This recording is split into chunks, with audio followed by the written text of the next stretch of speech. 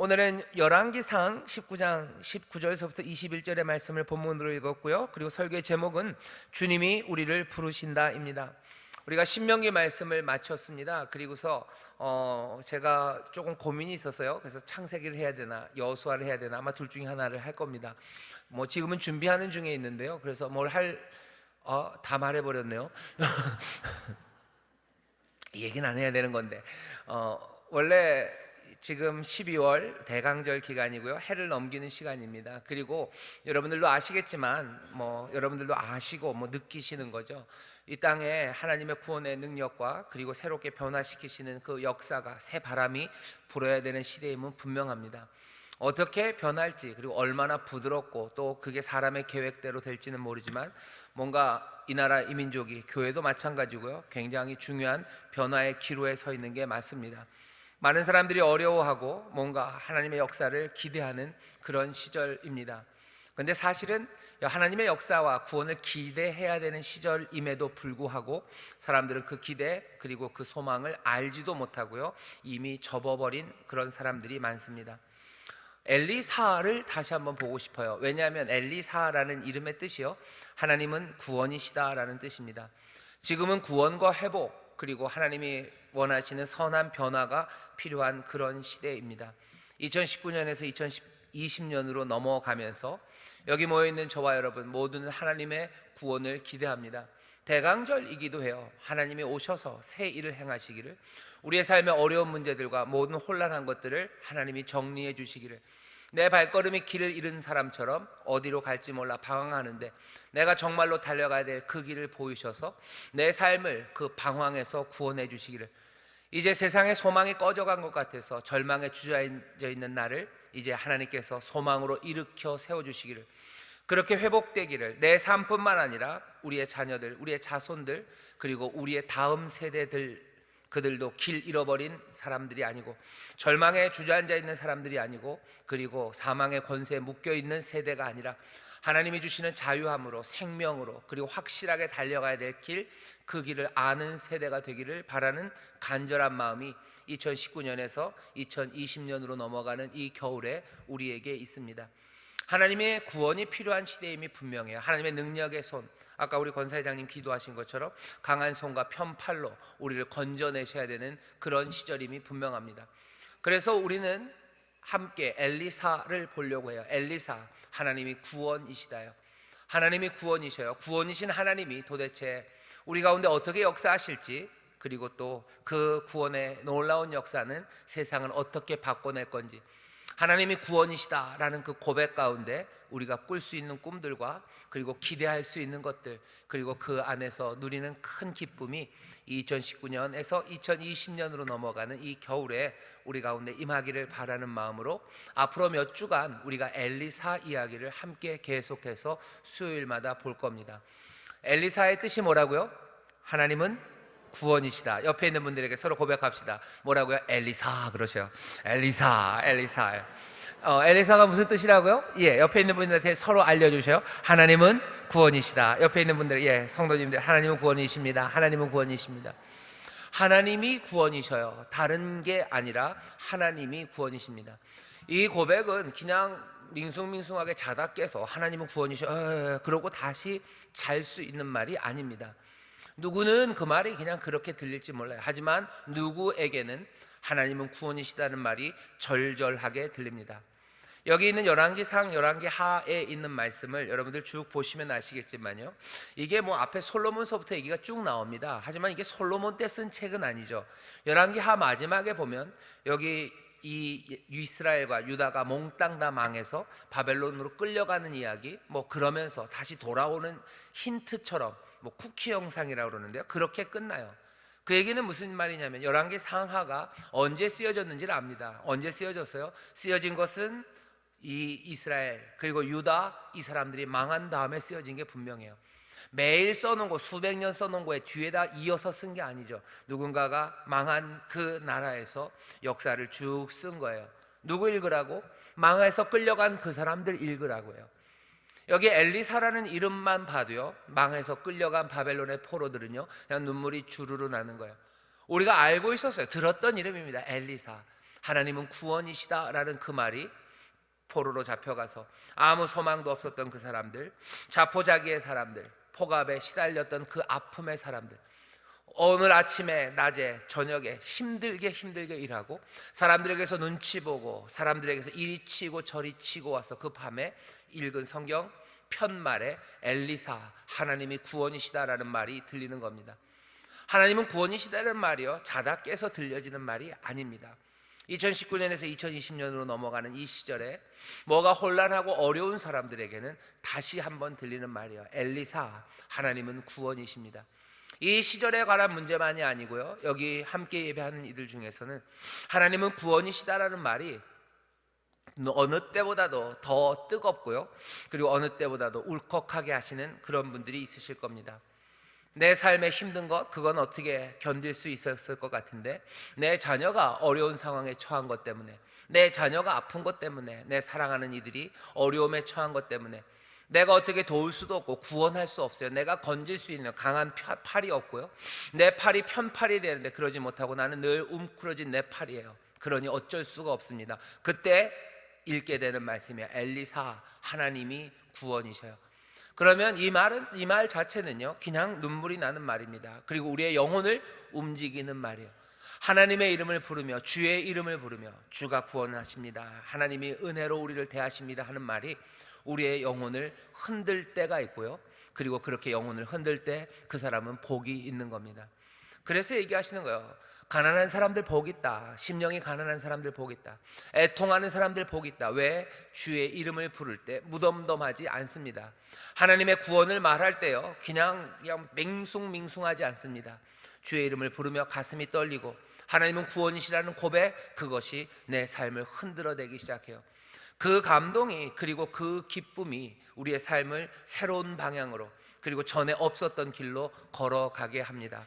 다시 한번 하나님은 구원이시다라는 이 고백이 여러분들의 삶에, 그리고 우리의 삶에 놀라우신 은혜로 역사하시기를 주의 이름으로 축원합니다. 다시 한번 옆에 있는 분들에게 하나님이 구원이십니다. 이게 하나님이 구원이십니다. 하나님이 구원하십니다. 아멘, 아멘. 오늘 그래서 몇 주간, 오늘부터 수요일마다요, 엘리사의 이야기를 볼 거예요. 볼 때마다 여러분들 기억하십시오. 하나님의 구원을 기대하셔요. 그리고 하나님의 구원이 도대체 어떻게 이루어질지 여러분들 꿈꾸기 시작하십시오. 그게 앞으로 몇 주간 수요일마다 우리가 함께 할 일입니다. 자, 엘리사가 시작되는데요, 오늘 본문은 엘리사를 부르는 이야기입니다. 제가 본문을 한번 다시 읽겠습니다. 엘리야가 거기서 떠나, 이름이 헷갈리면 안 돼요. 엘리사의 선생님 이름이 엘리야입니다. 그리고 우리가 하려고 하는 사람은 누구예요? 엘리사입니다. 엘리야는 무슨 뜻이에요? 여호와가 하나님이시다라는 뜻이에요. 야외죠. 엘리는 하나님이라는 뜻이에요. 그러니까 하나님은 누가 하나님이에요? 여호와가 하나님이에요. 이게 무슨 말인지 여러분들 잘 모르시면 이렇게 생각하시죠. 여호와는 보통 그렇게 이해하시면 됩니다. 여호와는 역사 가운데서 인도하시는 분이에요. 시내산에 내려오셨던 분이에요. 홍해 그것들을 가르셨던 분이에요. 우리와 언약을 맺으신 분이셔요. 우리와 함께 걸으시는 그분이셔요. 세상에 있는 모든 권력, 힘, 무슨 영광, 신이라는 게 있다면 다른 이가 아니에요. 우리와 함께 하시고 사랑하시고 언약을 맺으시고 우리와 함께 걸으셨던 그 은혜의 하나님, 자비로다, 은혜롭고 자비롭고 노하기를 더디하시고 우리를 사랑하시되 끝까지 사랑하시고 용서하시는 바로 그분이 하나님이셔요. 하나님은 차가운 뭔가가 아니고요, 하나님은 무슨 원리가 아니라 하나님은 바로 그 여호와, 은혜의 주님이 하나님이라는 고백, 그것이 엘리야입니다. 그 엘리야의 누구예요? 그 제자예요. 우리는 엘리사, 하나님은 구원이셔요. 여호와만이 하나님입니다. 하나님은 여호와예요. 그러니 뭐예요? 여호와가 이제 구원하십니다. 그러니 둘을 붙이면 어떻게 돼요? 주님이 우리를 구원하시는 거예요. 여호와가 우리를 구원하십니다. 주님이 우리를 구원하십니다. 옆에 있는 분 또 얘기하셔요. 주님이 우리를 구원하십니다. 주님이 우리를 구원하십니다. 주님이 우리를 구원하십니다. 아멘. 자, 19절입니다. 그 엘리야 선생이요, 거기서 떠나 사밧의 아들 엘리사를 만나니 저가 12결이 소를 앞세우고 밭을 가는데 자기는 12째 결이와 함께 있더라. 엘리야가 그리로 건너가서 겉옷을 그의 위에 던졌더니 저가 소를 버리고 엘리야에게로 달려가서 이르되 청컨대 나로 내 부모와 입맞추게 하소서. 그리한 후에 내가 당신을 따르리이다. 엘리야가 저에게 이르되 돌아가라. 내가 네게 어떻게 행하였느냐 하니라. 엘리사가 저를 떠나 돌아가서 소 한 겨리를 취하여 잡고 소의 기구를 불살라 그 고기를 삶아 백성에게 주어 먹게 하고 일어나 가서 엘리야를 쫓으며 수종 들었더라. 아멘. 아멘. 오늘 말씀을 보면요, 주님이 우리를 부르시는데 먼저 생각해야 되는 거, 엘리야, 엘리사, 하나님은 구원이셔요. 하나님은 구원이신데 그 하나님은 어떻게 구원하시냐 하는 거죠. 하나님은 구원하시는데요, 그냥 내 마음만 구원하시는 분은 아닙니다. 오늘 이 말씀 그 앞에 있는 것까지 합쳐서 보기 시작하면 엘리야가 나오기 시작하죠. 엘리야, 엘리사 나오는데 여러분들 기억하십시오. 역사의 주관자는 누구셔요? 하나님이십니다. 하나님은 구원하셔요. 구원하시는데 그 스케일이 내 마음에 반창고 하나를 붙여주시는 구원만은 아닙니다. 하나님은 구원하시는데 하나님의 역사, 그리고 그 역사는요, 인류의 모든 역사, 그것들을 다 통괄하십니다. 역사의 주관자는 누구세요? 하나님이십니다. 하나님이셔요. 하나님은 내가 어려울 때 내 등만 두들기는 그 정도는 아니셔요. 모든 세상의 만물을 만드신 이시고요, 세상에 일어나고 있는 모든 인류의 역사, 그것들을 주관하시는 하나님이에요. 놀라운 건 그 위대하시고 크시고 그 광대하신 이가 내 신음소리에 귀를 기울이신다는 사실이에요. 트럼프는 내 신음에 귀를 기울이지 않습니다. 하지만 그이보다 훨씬 더 위대한, 비교할 수 없는 하나님, 바로 그 여호와 우리 주님, 은혜와 자비가 충만하신 그분은 내 신음소리에 귀를 기울이셔요. 내 눈물을 살피셔요. 그런 하나님, 그 하나님이 우리를 구원하시는 하나님이신 줄 믿습니다. 역사의 주관자인 걸 어떻게 아냐면요, 우리가 읽은 본문 19장 조금 위를 보면 하나님께서 엘리야에게 맡기신 일이 있습니다. 엘리야에게 맡기신 일이 이렇게 돼 있어요. 15절입니다. 그 위에 여호와께서 저에게 이르시되, 엘리야에게 말씀하신 거예요. 너는 내 길을 돌이켜 광야로 말미암아 다메섹에 가서 이르거든 하사엘에게 기름을 부어 아람 왕이 되게 하고, 또 너는 님스의 아들 예후에게 기름을 부어 이스라엘 왕이 되게 하고, 또 아벨 모올라 사밧의 아들 엘리사에게 기름을 부어 너를 대신하여 선지자가 되게 하라. 하나님이 엘리야에게 맡긴 사명이에요. 너 하사엘에게 기름 부어서 아람 나라의 왕이 되게 하래요. 너 예후에게 기름을 부어서 이스라엘의 왕이 되게 하래요.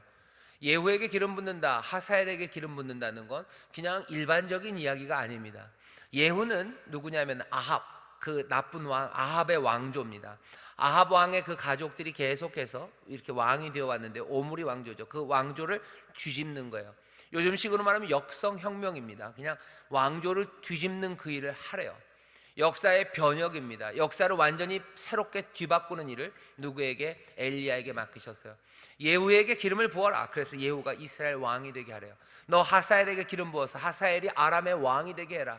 인류의 모든 역사의 그 중요한 일들을 누가? 하나님이 결정하셔요. 역사의 주관자는 하나님이십니다. 하지만 왕만의 문제는 아니에요. 그거보다 만만치 않게 중요한 건 선지자에 관한 일입니다. 왕과 선지자예요. 네 뒤를 이어서 선지자 될 사람 엘리사에게 기름을 부으라고 말씀하시죠. 이 이야기를 듣는 사람이 누군지 잘 보셔요. 아까도 말씀드렸지만 포로로 끌려갔던 그 사람들이 읽었던 거예요. 우리가 바벨론에 끌려왔어요. 아주 그냥 운명의 장난인 것처럼 끌려왔어요. 우린 여기서 버림받은 것 같아요. 하지만 하나님이 말씀하시죠. 아니, 역사의 주관자는 누구예요? 하나님이 역사를 주관하셔요. 바벨론의 왕을 세웠다면 그 왕을 세우신 이는 하나님이십니다. 바벨론을 꺾으셔야 된다면 그거 능히 하나님이 꺾으실 거예요. 역사의 주관자는 하나님이다 라는 그 말을 소망이 없어진 것 같았던 사람들, 자포자기에 빠졌던 사람들, 세상의 폭압에 기죽어 살았던 그 사람들에게 이 말씀이 읽혀지는 겁니다.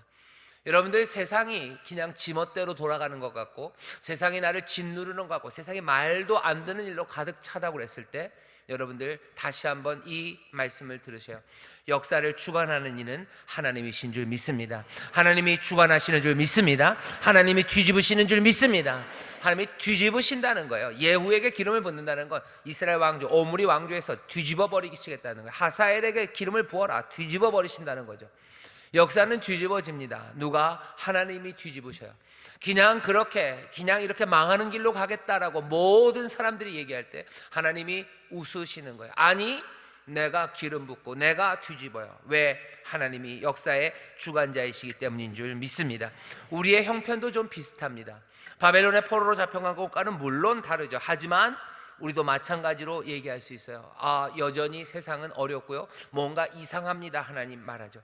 하지만 그때 오늘 다시 들려옵니다. 역사의 주관자는 하나님이십니다. 이 대한민국의 역사가 어떤 세상의 정치가들 손에 달려 있는 건 아닙니다.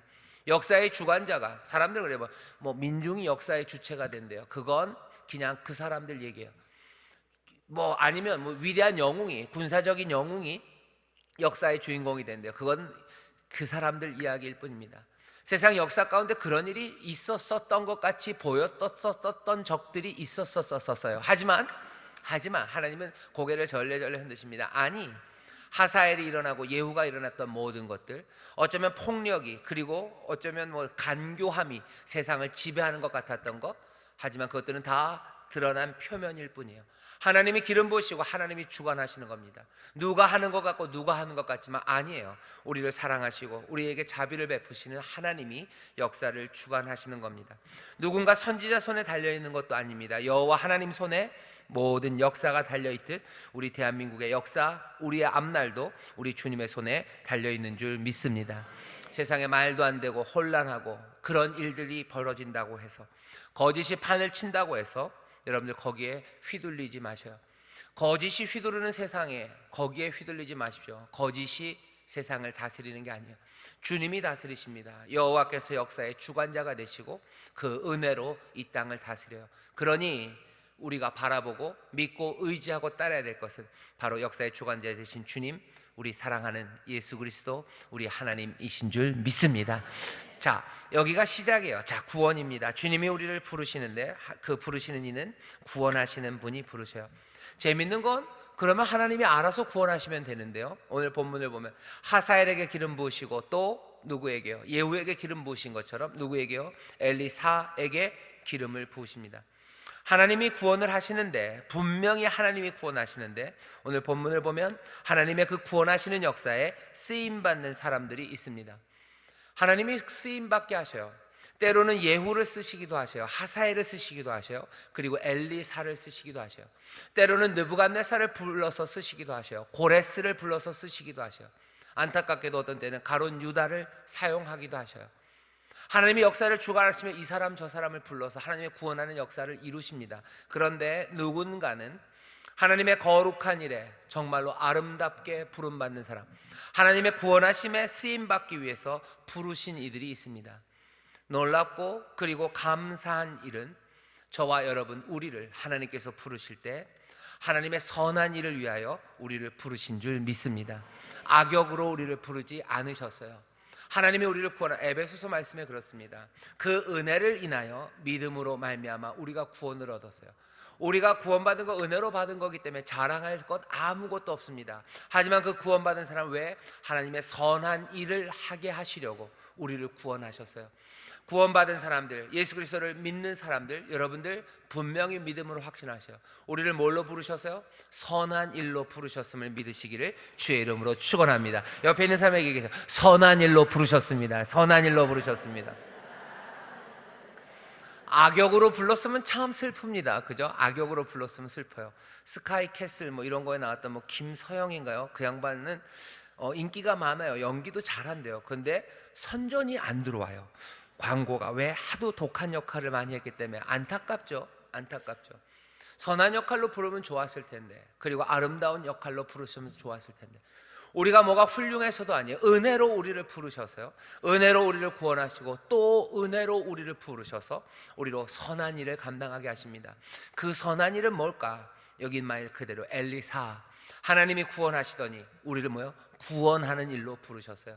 우리로 구원하게 하십니다. 하나님이 강하고 큰 편팔로 모든 생명들을 건져내듯이 우리에게도 그 일로 부르셨어요. 엘리사를 잘 보셔요. 엘리사는 어떻게 하나님의 구원의 일을 합니다. 나중에 나오겠지만 미리 말씀드려요. 엘리사는 그냥 뭐 좌충우돌이에요. 여기저기 막 달려들면서요, 하나님의 구원의 역사를 이루어갑니다. 예후가 엘리야가 예후에게 기름을 부었죠. 나중에 엘리사는요, 이 예후가 그 아합 왕조를 무너뜨리는데 거기에 끼어듭니다. 거기에 가담해요. 가서 기도해주고, 뭐 전쟁하는데도 달려가서 기도해주고, 외국 군대들 쳐들어오고, 아람 군대 쳐들어오면 또 그거 가서 막고, 또 때로는 아람 군대장과 나아만도 고쳐도 주고, 또 무슨 국에 독초를 잘못 넣었어요. 음식을 잘못 만들었어요. 무슨 버섯을 이상한 버섯 넣는 것처럼. 그래서 사람들이 막 죽어갑니다. 그러면 또 그거 해독도 해주고, 사람들이 먹을 것 없으면 보리빵으로 또 사람들 막 먹여도 주고, 온갖 일들로, 때로는 국제적인 정세, 아니면 누군가 밥 먹다가 음식 잘못한 거 그거 고쳐주는 일들로, 그 구원의 일을 행하는 데 있어서요 무슨 그 한계가 없어요. 국가를 살리고 나라를 살리는 일에도 뛰어갑니다. 그리고 한 사람, 배고픈 사람을 고쳐주는 거기에도 달려가요. 온갖 일로 엘리사는 달려가면서 하나님의 구원의 역사를 이룹니다. 왜? 하나님의 구원하시는 일이 그렇기 때문이에요. 하나님은 역사를 주관하셔요. 하지만 그것뿐만 아니라 내 국그릇에 잘못 들어간 거 그것까지도 살피시며 구원하시는 하나님이에요. 그러니 엘리사는 뭐예요? 엘리사, 하나님의 구원을 이루는 그 사람은 국가적인 대사에도 달려나갑니다. 뿐만 아니라 그 국그릇을 고치는 그 일에도 달려가는 거예요. 하나님께서 구원하시는 하나님이신데, 하나님이 구원하시는 사람, 구원하는 일에 쓰임받을 사람을 부르셔요. 그러니 여러분들 기대하십시오. 하나님의 구원이 온 세상에 크고 작은 일, 우리 인생에 작은 것과 큰 것 몽땅을 망라해서 구원하시고 그 충만함으로 은혜를 채우시듯이, 하나님께서 그 구원을 위해서 부르신 우리들을 작은 일, 큰 일 가리지 않고 하나님의 구원의 역사를 위하여 쓰임받게 하실 줄 믿습니다. 어떤 사람들은 그래요. 우리가 맡은 구원의 일, 우리가 할 선한 일은 조그만 일만이다. 아니요, 그렇진 않습니다. 아마 여러분들에게 하나님께서 또 맡기셔서 나라를 구하게 하실지도 몰라요. 나라가 아니라 어쩌면 지구를 구하게 하실지도 몰라요. 그러면 지구를 구하는 일만 달려가니? 아니요, 지구를 구하는 일도 맡기시나 또 뭐도요? 내 국그릇에 있는 구원을 위해서도 나를 쓰이게 하십니다. 어떤 사람은 나는 큰일 할 사람이래요. 큰일 할 사람도 뭐예요? 큰 사발 먹어야 되는 거예요. 그죠? 사발면 먹어야죠. 구원의 역사가 그렇습니다.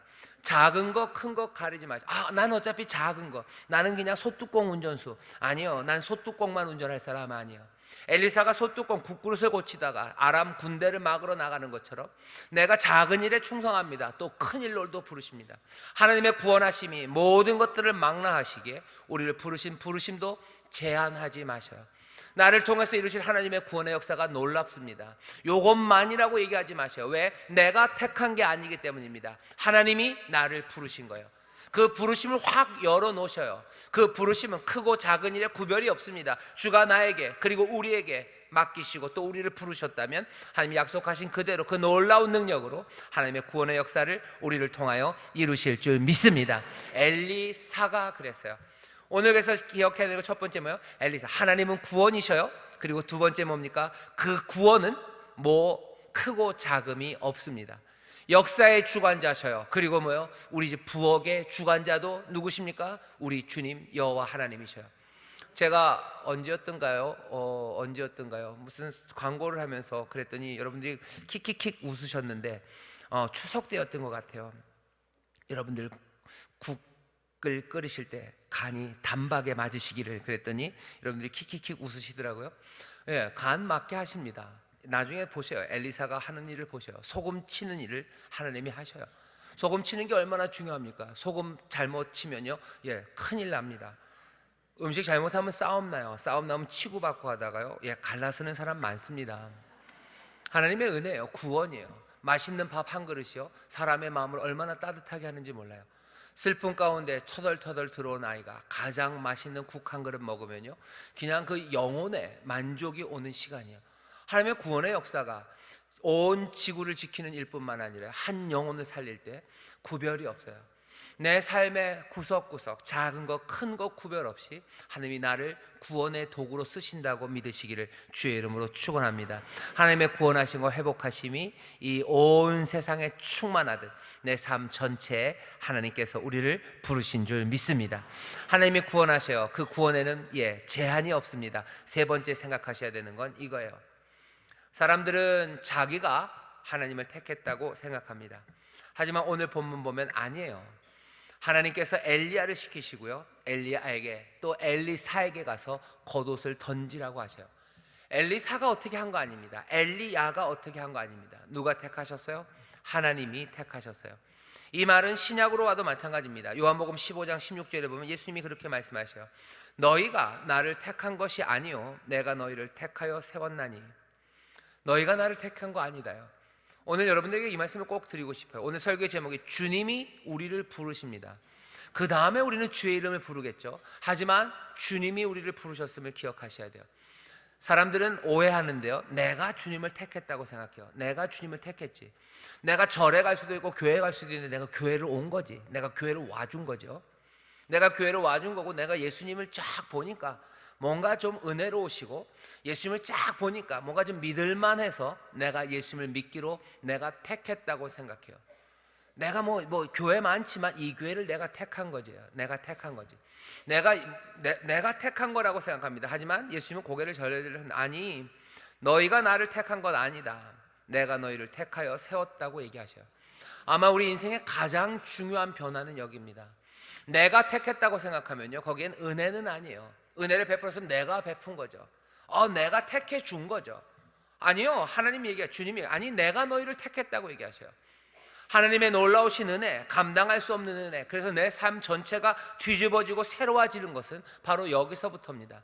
내가 주를 택했어요? 아니요, 주가 나를 택하신 거예요. 우리의 신앙생활도 마찬가지. 내가 신앙생활 해주기로 한 거지. 천만의 말씀입니다. 신앙으로 우리를 부르신 거예요. 택하여 우리를 부르신 거지. 내가 너희를 택한 것이지 너희가 나를 택한 것 아니다. 그러니 이는 너희로 가서 열매 맺게 하려고요. 주가 우리를 택하셨음을 깨닫지 못하면요, 열매 맺지 못합니다. 그 은혜에 감격하는 사람들만요, 삶의 생명의 열매가 맺어지기 시작해요. 아름다운 헌신과 순종이 거기서부터 생기는 거예요. 안 그러면 몽땅 다 계산하기 시작하고요, 내가 택한 내 삶을 살아가기 시작하면 거기에 열매는 없습니다. 너희가 나를 택한 것 아니요 내가 너희를 택하여 세웠나니 이는 너희로 가서 열매를 맺게 하려고 하신 거예요. 또 그 열매가 항상 있어야, 그 풍성한 생명 가운데 있어야 내 이름으로 아버지께 무엇을 구하든지 너희가 다 받을 수 있고, 그렇게 받게 하려고 내가 너희를 택했다고 말씀하십니다. 여러분들 다시 한번 기억하셔요. 주님이 우리를 부르신 줄 믿습니다. 주님이 우리를 택하신 줄 믿습니다. 옆에 있는 분들에게 주님이 우리를 택하셨습니다. 주님이 우리를 택하셨습니다. 주님이 우리를 택하셨어요. 주님이 나를 택하셔서 부르셨어요. 뭘로? 구원하는 일로 부르셨어요. 내가 그 일이 좋아서 간 거 아니에요. 주님이 나를 택하시고 부르셔서 내가 거기에 간 거예요. 나는 구원하는 일 재미없어요. 아니, 그렇게 얘기할 거 아니에요. 내가 택한 거 아니에요. 내가 좋아서 택한 거 아닙니다. 내가 기뻐서 택한 것 아니에요. 구원하는 일로 나를 잡아 깔아가신 거예요. 나를 잡아 가셨어요. 나를 붙잡아 가셨어요. 은혜가 나를 붙잡아 가신 거예요. 사랑이 나를 붙잡아 가신 거예요. 왜? 그래야 내 삶에 열매가 맺고 그 안에 내 삶에 주가 주신 형통함이 있기에 사랑하셔서 나를 붙잡아 가신 거예요. 은혜가 나를 쫓아오시고 은혜가 나를 붙잡아 나를 택하여 나를 부르신 거지, 내가 택한 게 아닙니다. 여러분들 기억하십시오. 내가 구원의 일, 주님이 행하신 그 일을 내가 할까 말까? 아니, 그건 우리의 선택이 아니에요. 주가 우리를 그리로 부르신 거죠. 그러니 우리가 해야 되는 건 뭐예요? 그냥 마음을 다해서 순종하는 거예요. 가는 길이 어렵고 내가 부족하게 주의 도우심을 구하며 그 길을 가는 거, 그게 내가 해야 될 거지. 갈까 말까를 선택하는 건 우리에게 주어진 게 아닙니다. 우리는 우리의 숙명이에요.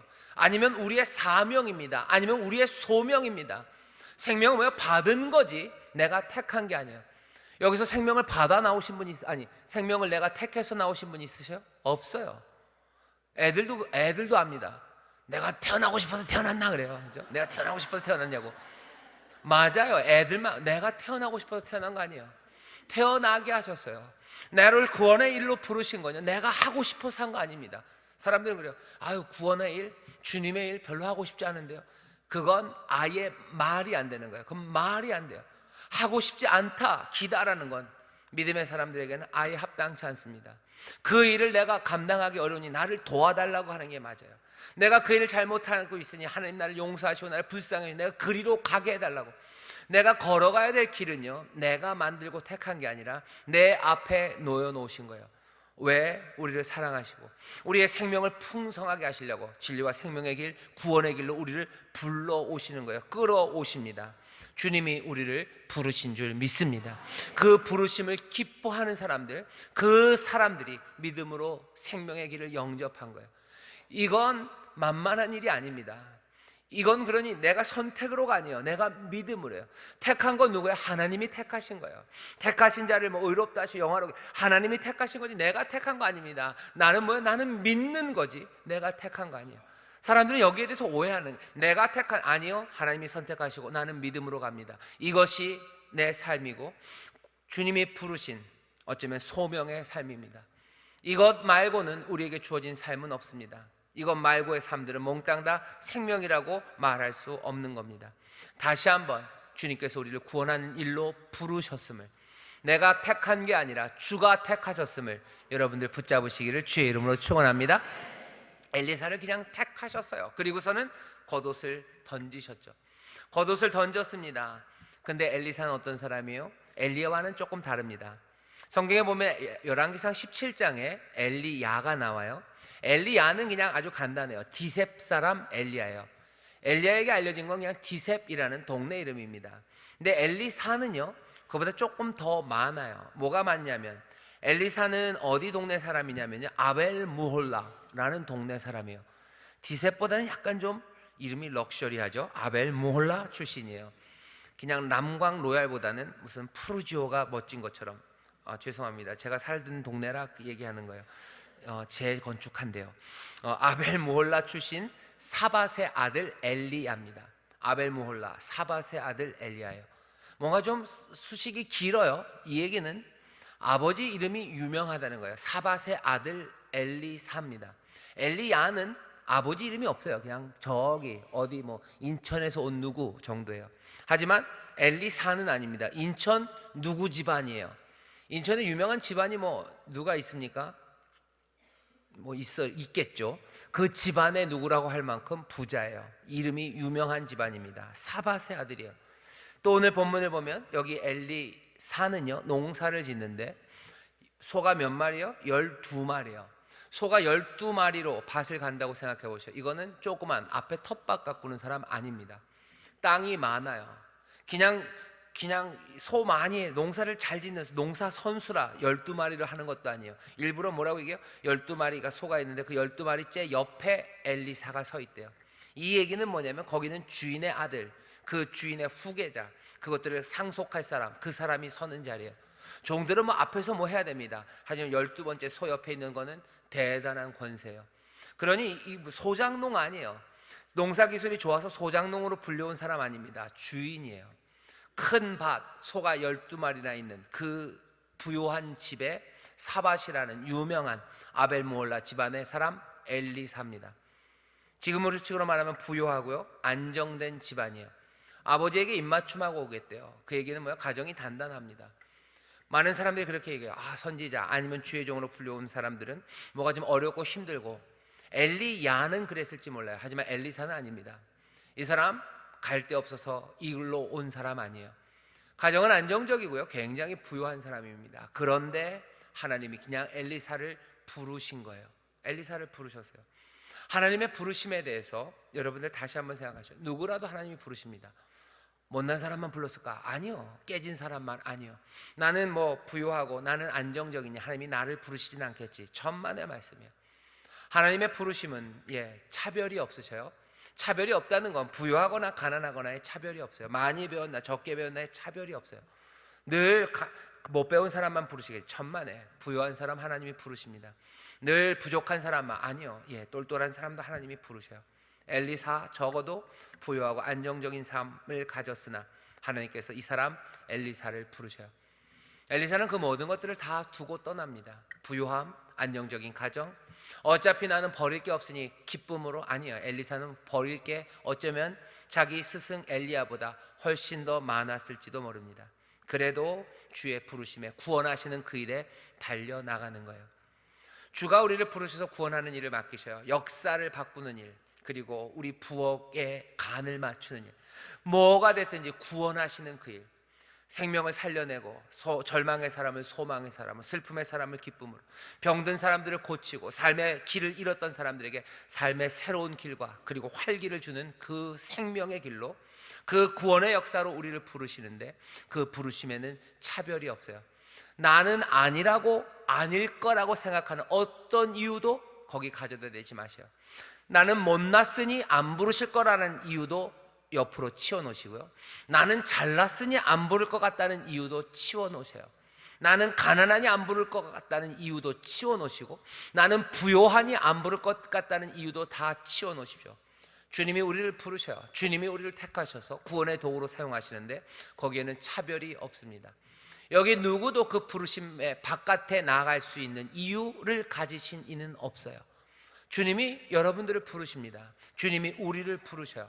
전에는 특별하게 몇몇 사람만 부르셨어요. 하지만 이제는 모두를 엘리사로 부르셔요. 모두를 구원의 도구로 부르셔요. 증거는 뭡니까?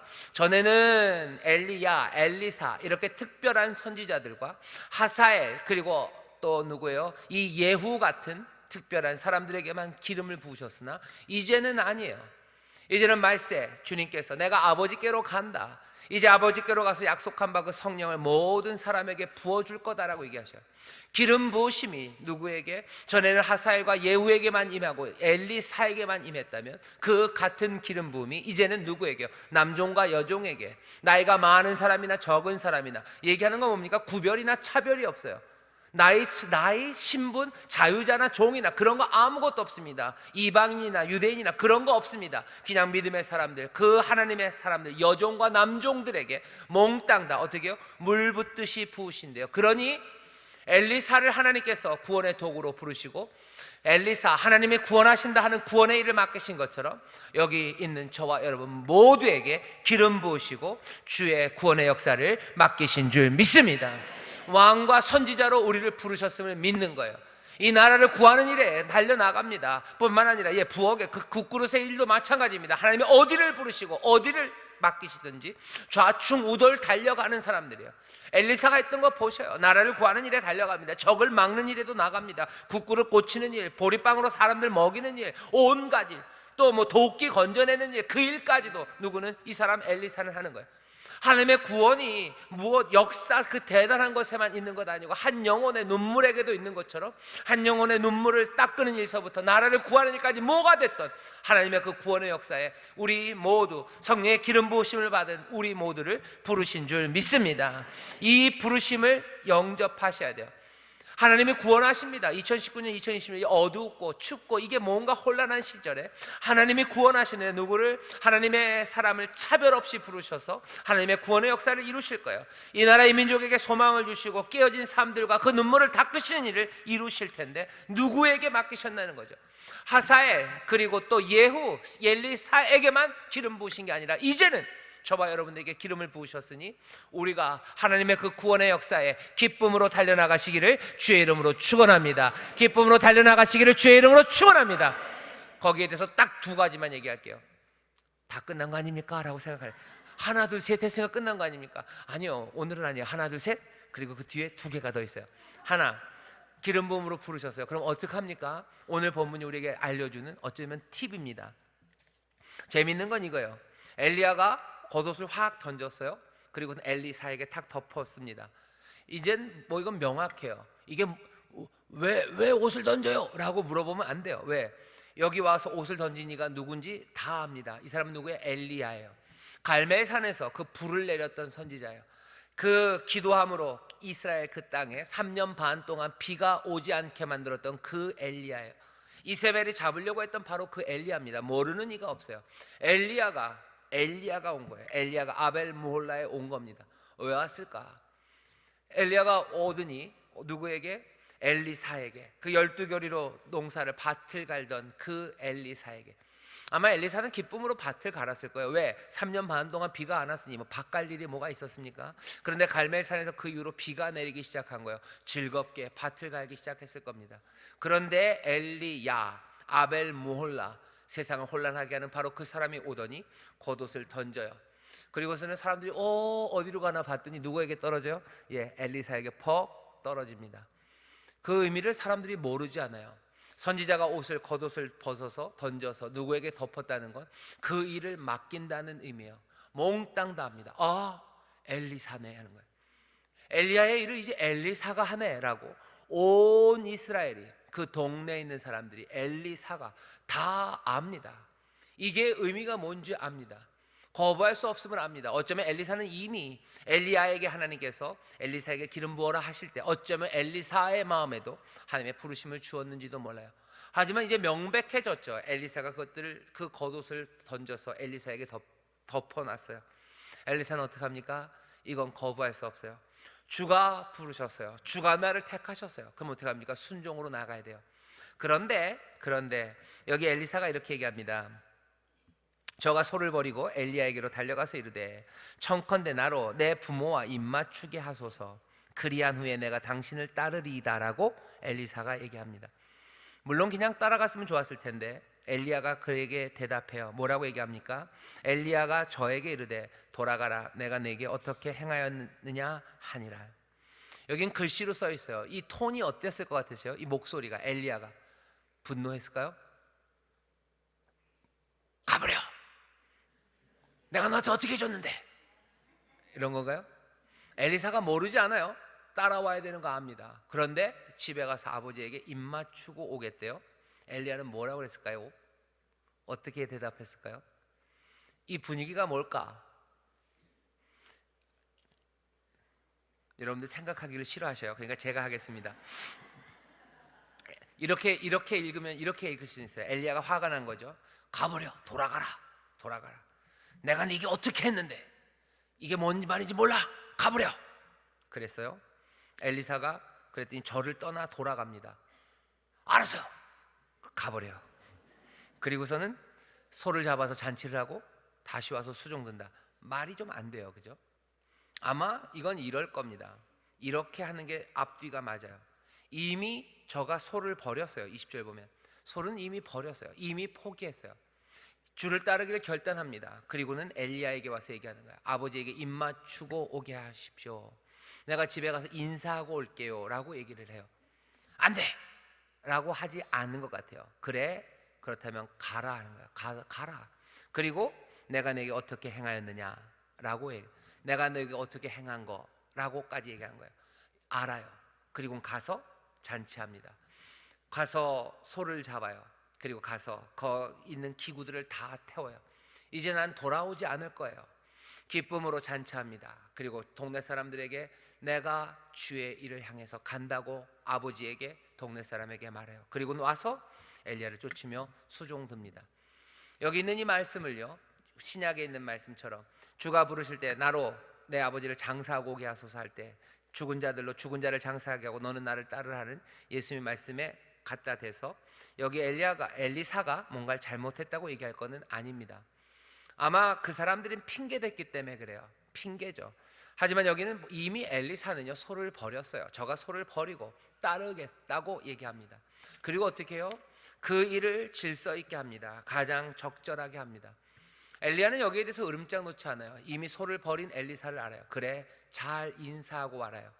구원의 일을 합니다. 하지만 그것들이 몽땅 다 좌충우돌 구원의 일을 하러 가요. 하지만 그것들이 아무나 치고받으며 갈 거는 아니에요. 사랑으로 할 수 있어요. 그리고 부드럽게 할 수 있어요. 물론 할 수 없는 경우들이 있습니다. 그때는 원수되고, 그때는 싸우고, 어쩌면 미움을 감수해야 될 때도 있어요. 하지만 그렇지 않은 경우들에까지 몽땅 다 구원의 일을 한다고 하면서 이리저리 부딪혀야 되는 건 아닙니다. 여기 있는 말씀이 그래요. 엘리사 아주 아름답게 떠나요. 아름답게 떠나는 거지, 이게 야단 맞고 돌아간 거 아니에요. 그렇게 읽으면 읽혀지지가 않습니다. 어걱어걱거려요. 야, 엘리사가 머뭇거리고 있구나, 핑계대나 보다. 그러니까 엘리야가 야단치고 가버려, 내가 너한테 어떻게 했는데 그런 거야. 그러고 가가지고는 거기서 마음이 변해서 다시 왔나 보다. 그렇게 얘기할 건 아닌 것 같아요. 우리가 하나님의 일을 합니다. 구원의 일을 해요. 맡기신 일을 해요. 나라를 구하는 일에 달려가요. 내 집안에 아니면 슬픈 사람의 눈물을 닦는 일을 해요. 하지만 그 일을, 구원의 일을 한다고 해서 아무데나 치받을 일은 아닙니다. 가장 적절하게 할 수 있는 방법이 있어요. 여유롭게, 적절하게, 아름답게, 평화롭게 할 수 있습니다. 그러면 그렇게 하는 게 더 올바릅니다. 하지만 아닌 경우들이 있는 거예요. 혹시라도 엘리사가 갔는데 아버지가 말리면 어떻게 할 거예요? 엘리사는 어쩔 수 없어요. 아버지 죄송합니다 하고 떠나와야 되죠. 왜? 하나님의 부르심이 있었기 때문이에요. 그런 일이 있어요. 부딪힐 때가 있습니다. 그땐 어쩔 수 없으나 가장 은혜롭게, 그리고 뭐예요? 적절하게 그리고 부드럽게 하는 게 맞습니다. 그게 오늘 우리에게 알려주시는 거예요. 하나님 우리를 구원으로 부르셔요. 구원의 일을 위해서 달려갈 겁니다. 이 나라 이 민족을 위해서 하나님의 구원의 일을 맡겨 할 거예요. 하지만 그것이 늘 부딪히고 소리나고 싸우고 하는 일만은 아닙니다. 구원의 일을 하면서 여러분들 기억하셔요. 내가 다른 사람들을 위로하고 여기 있는 이 국그릇을 더 맛있는 음식을 만들어야 될 때 그냥 막 싸우면서 꼭 해야 되는 건 아니에요. 사람들 말을 듣고 입맛을 물어보고 매운 거 좋아하셔요? 하고 맵게 만들 수도 있어요.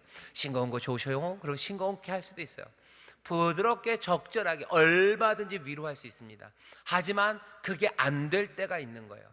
언제? 좋은 거 해줘야 되는데 난 좀 더 짜게 해줘 라고 얘기합니다. 안 돼요. 싱겁게 드셔야 돼요. 짠짠 게 좋아. 안 돼요. 당신은 짜게 드시면 안 돼요. 왜? 병이 있기 때문에 그래요. 뭐 짜게 먹으면 안 되는 질병들이 좀 있습니다. 그런 거 있으면 말려야 돼요. 할 수 없어요. 그때는 싸울 수밖에 없죠. 하지만 할 수 있는 것들 얼마든지 부드럽게 합니다. 여기 엘리야와 엘리사가 지금 그 일을 해요. 그리고 두 번째입니다. 엘리야는 보내놓고요, 엘리사는 집에 가서 소를 잡아요. 그리고 소를 농사하던 기구를 다 태워요. 뭡니까? 작별이에요. 이제는 엘리야를 쫓아갈 거예요. 전에는 아버지 아래서 내가 농사지으며 살았지만 이제는 나는 엘리야를 쫓아 수종 들며 배울 겁니다. 그리고서는 선지자의 그 일을 감당할 거예요. 작별입니다. 그리고 그 작별은 즐겁습니다. 여기 지금 잔치를 하고 있는 거예요. 여기 좀 눈물 범벅되는 느낌은 하나도 없어요. 21절 보면 엘리사가 저를 떠나 돌아가서 소 한 겨리를 취하여 잡고 소의 기구를 불살라 그 고기를 삶아 백성들에게 주어 먹게 하고 일어나 가서 엘리야를 쫓으며 수종 들었더라요. 구원의 일로 주를 따르는 일이 적어도 오늘 본문에 보면 잔치입니다. 즐겁습니다. 멍에를 깨뜨리는 거죠. 소가 갈던 그 기구들을 다 깨뜨려요. 이전에 있었던 걸 버리고 떠납니다. 이건 작별이에요. 하지만 즐겁습니다. 작별이 즐겁습니다. 즐거운 작별을 지금 합니다. 주께서 우리를 부르시는 그 일에 여러분들 즐겁게 노래하며 나오시기를 주의 이름으로 축원합니다. 이것을 버리는 게 아쉽죠. 그리고 아깝죠. 그렇다고 해서 머뭇거리잖아요. 즐겁게 버립니다. 왜? 구원이라는 더 놀랍고 풍성하고 충만한 삶으로 우리를 부르셨기 때문이에요. 성령의 기름 부으심을 우리에게 주셔서 우리로 구원의 일을 부르셨어요. 옛것을 버려야 되는 것에 대해서 너무 애달파하지 마십시오. 엘리사 즐겁게 나옵니다. 기쁨으로 나와요. 잔치하며 나옵니다. 그게 구원의 일에 쓰임받는 사람들이에요. 세상에 하나님의 구원의 역사 일을 어떻게 이루어질까? 하나님이 분명히 구원하셔요. 그리고 구원하실 이들을 부르시는데 어떻게 부르셔요? 기름 부음으로 부르셔요. 예전에 엘리야와 엘리사 그리고 하사엘과 예후에게 했던 것처럼 지금도 기름 부으신 우리를 통해서 하나님이 구원의 일을 이루실 겁니다. 이 나라를 구원하는 일, 그리고 우리의 부엌을 구원하는 일, 눈물 흘리는 사람들을 일으켜 세우는 일들, 병든 사람들을 고치는 일들, 하나님의 위로와 평강을 전하는 이 모든 좌충 우돌로 우리는 구원의 일을 할 거예요. 뭐든지 하나님의 구원의 역사가 이루어지는 그곳에 우리는 달려갈 겁니다. 나라와 민족을 위해서 뜨겁게 기도하기도 하고, 또 여기 쓰러져 있는 우리 꼬맹이를 위해서 손잡고 무릎 잡고 그리고 어깨 붙잡고 하나님 앞에 간구하며 기도할 거고, 정말로 말도 안 되는 일 때문에 고민하는 이들, 그 이들을 위해서도 내가 끌어안고 기도할 거예요. 그렇게 삶을 바꿔 나갈 겁니다. 하지만 그 일을 위해서는 뭐가 필요해요? 작별이 필요해요. 내 예전에 있었던 것들 그대로 갖고는 안 됩니다. 가장 부드럽게 적절하게 할 겁니다. 하지만 떠나는 일이 필요해요. 떠나는 일이 필요해요. 옛것을 그대로 다 갖고 할 수는 없어요. 소는 잡아야 되고 그 소의 기구들은 불 태워야 됩니다. 삶의 변화가 있는 거예요. 있는 것 그대로 해서는 안 됩니다. 그대로 해서는 안 돼요. 구원을 위해서 불렀다면 내 전과는 다른 새 삶, 새 사명을 준비하셔야 되고요. 그것에 대해서 너무 애달파하지 마셔요. 즐겁게 즐거운 노래로 역사의 주관자 되시는 주님이 우리를 부르셔요. 그렇다면 새로운 순종으로, 새로운 헌신으로, 그리고 또 새로운 구원의 역사로 나가는 것에 여러분들 두려워하지 마십시오. 아까워하지 마시고, 그래야 하나님의 구원의 역사가 이루어지시고요, 주님이 우리를 부르신 그 부르심이 온전하게 아름답게 이루어지기 시작합니다. 우리는 이 예를 엘리사에게서 봐요. 하지만 엘리사만 그런 거 아니에요. 제일 뚜렷하게 가장 분명하게 보이시는 이는 예수 그리스도 사랑하는 우리 주님이십니다. 주님이 어떻게 하셨는지, 예수님 어떻게 하셨는지 보세요. 부르시죠, 그죠? 부르신 거예요. 부르시고 기름 부으시죠. 성령으로 충만하셔요. 그리고 모든 것들을 다 버려요. 하늘 보좌 버리고 오십니다. 그리고 새로운 구원의 역사를, 영혼을 살리고 이 온 세상을 새롭게 만드시는 그 구원의 역사를 행하시고, 또 그 일로 영광 받으시오. 우리의 삶도 그리스도의 생명, 그리스도의 삶을 닮을 겁니다. 내가 있었던 그곳을 떠나는 거 염려하지 마세요. 즐겁게, 즐거운 작별로 주를 향해 달려나오기 시작할 때 하나님의 구원의 역사가 우리를 통해서 이 땅에 가득하게 충만하게 이루어질 줄 믿습니다. 나라 민족, 우리 다음 세대를 위해서 염려하시는 분들 말씀드릴게요. 염려하지 마십시오. 걱정하지 마세요. 하나님의 역사를 주관하시고 하나님이 구원하십니다. 하나님이 누굴 부르셨어요? 놀랍게도 우리를 부르셨어요. 우리에게 기름 부으셨으니 여러분들 즐겁게 예전 것들과 작별하시고 어떻게 하십니까? 가장 아름답고 그리고 선하고 은혜로운 방식으로 하나하나 주를 따라가십시오. 다음 주부터는 엘리사가 어떻게 했는지 볼 거예요. 하나님이 무슨 일을 했는지 볼 겁니다. 그 가운데 소망을 채우시고 또 내 순종의 길을 다시 한번 제대로 잡아가게 되시기를 주의 이름으로 축원합니다. 기도하겠습니다. 하나님 감사합니다. 어렵고 힘든 일들 많으나 주께서 구원하시고 주께서 지금도 일하시는 줄 믿습니다. 아버지, 세상이 어두워져 보이고 또 사람들은 세상에 이제 빛은 없다고 아무리 우겨댈지라도 우리에게 주시는 생명의 말씀, 진리의 말씀, 그 말씀 붙잡고 하나님의 구원을 믿으며 또한 우리를 부르셨음을 믿으며 한 걸음 한 걸음 기쁨으로 순종하며 나아가는 하나님의 자녀들 되게 하여 주시옵소서. 아버지 하나님, 이 시간 우리 모여있는 하나님의 자녀들에게 하나님 주시는 소망과 약속의 말씀으로 채우시기를 기도합니다. 주님이 구원하십니다. 하나님이 구원하십니다. 주여, 이 말씀으로 용기를 얻게 하시고 이 말씀으로 위로받는 하나님 자녀들 되게 하여 주옵소서. 감사드리며 예수님 이름으로 축복하며 기도하옵나이다. 아멘.